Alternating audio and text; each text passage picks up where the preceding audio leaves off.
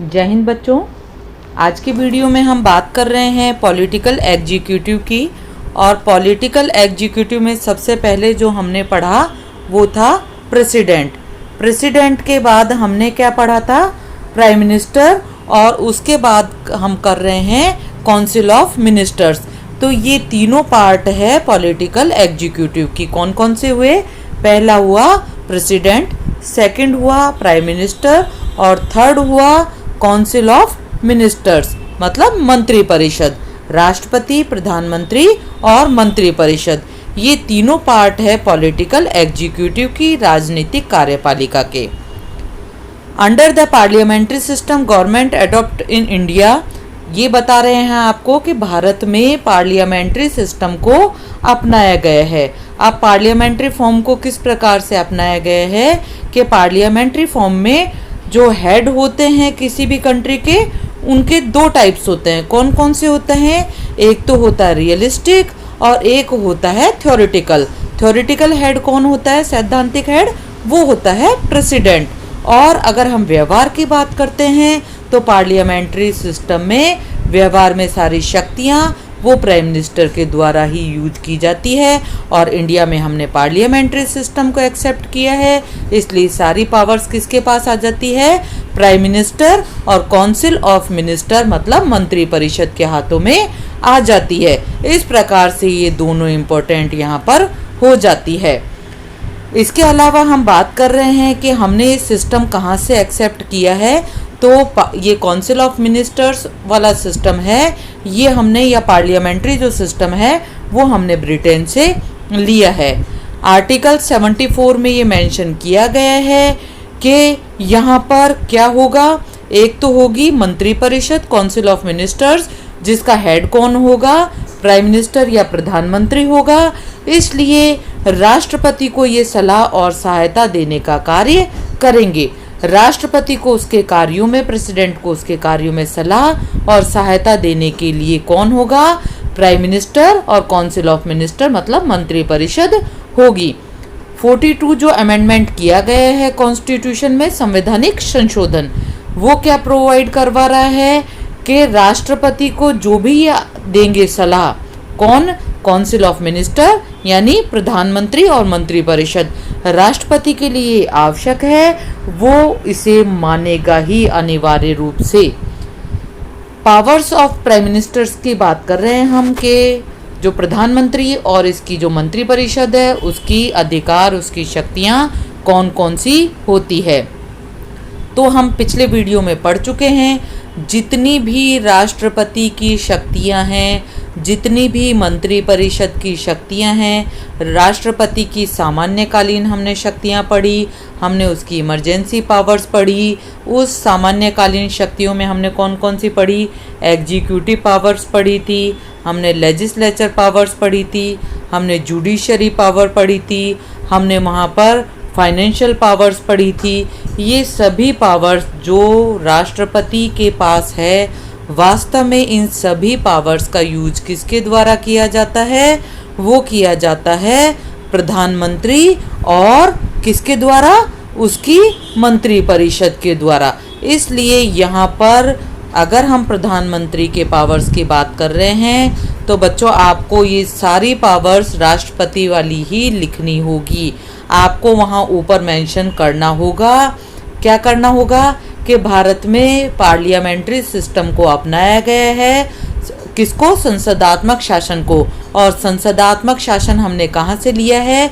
Britain से लिया है। और संसदात्मक शासन में दो प्रकार के प्रधान होते हैं। कौन कौन से होते हैं? एक नाम मात्र का और दूसरा वास्तविक। भारत में नाम मात्र का प्रधान है, उसे राष्ट्रपति के नाम से जाना जाता है, जबकि वास्तविक प्रधान प्रधानमंत्री और मंत्री परिषद होते हैं। इसलिए शक्तियों का वास्तविक स्रोत कौन है? प्रधानमंत्री और मंत्री परिषद, ये आप मेंशन करेंगे। और बाकी राष्ट्रपति की जितनी भी पावर्स है वो आप यहाँ पर लिखेंगे। कार्यपालिका शक्तियाँ, एग्जीक्यूटिव पावर्स, लेजिस्लेचर पावर्स, जो भी आपने ऊपर पिछले वीडियो में देखी है, पढ़ी है। उसके अलावा न्यायिक शक्तियाँ, और आप सब उसमें ये लिखेंगे कि व्यवहारिक रूप से इन शक्तियों का प्रयोग प्रधानमंत्री के द्वारा किया जाता है, लेकिन सैद्धांतिक रूप से ये सभी कार्य या शक्तियां राष्ट्रपति के नाम से होते हैं। तो यहाँ पर आपको ये सारी शक्तियां, सारे अधिकार लिखने हैं।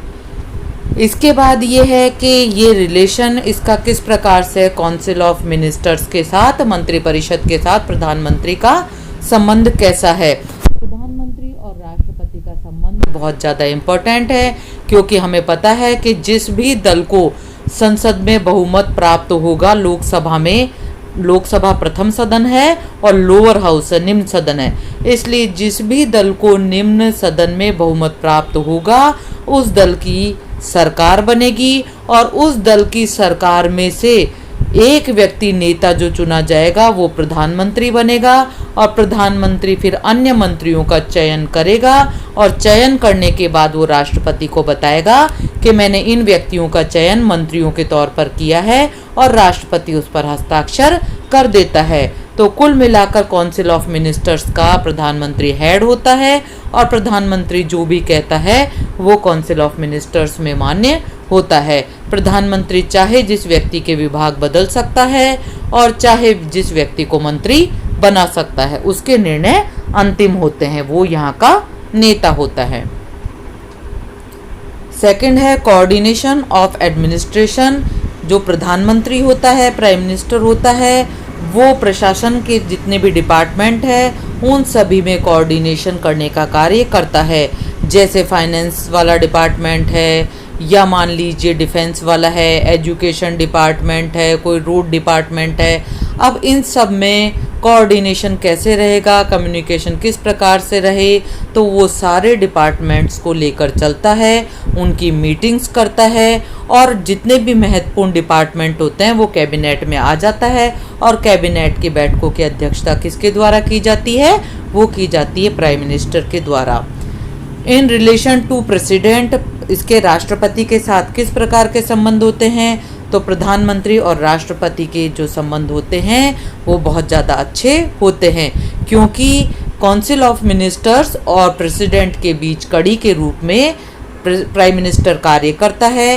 काउंसिल ऑफ मिनिस्टर जो भी डिसीजंस लेती है वो उन डिसीजंस से राष्ट्रपति को अवगत कराता है। इस प्रकार से दोनों के बीच में कम्युनिकेशन का कार्य करता है, जोड़े रखने का कार्य करता है, एक महत्वपूर्ण कड़ी होता है। और क्योंकि राष्ट्रपति की समस्त शक्तियों का प्रयोग प्रधानमंत्री के द्वारा किया जाता है, इसलिए वास्तव में राष्ट्रपति के हाथों में कोई शक्तियाँ नहीं होती, इसलिए दोनों के रिलेशंस अच्छे रहते हैं। In relation to parliament, parliament से प्रधानमंत्री की क्या स्थिति है, क्या रिलेशन है, इसकी भी हम बात करते हैं। तो हमें पता है, जैसा हम पहले बता चुके हैं, कि जो लोअर हाउस है लोकसभा, इस लोकसभा में जिस भी दल को स्पष्ट बहुमत प्राप्त होगा या मिलीजुली सरकार जो बनाएगा, जो भी दल बड़ा होगा उसका जो प्रधान होगा वो प्रधानमंत्री होगा। इसका मतलब ये है कि प्रधानमंत्री यहाँ पर बहुमत दल का नेता होता है, इसलिए प्रधानमंत्री जो चाहे वो विधेयक यहाँ पर पारित करवा सकता है, क्योंकि मेजॉरिटी किसकी होती है, इसके दल की।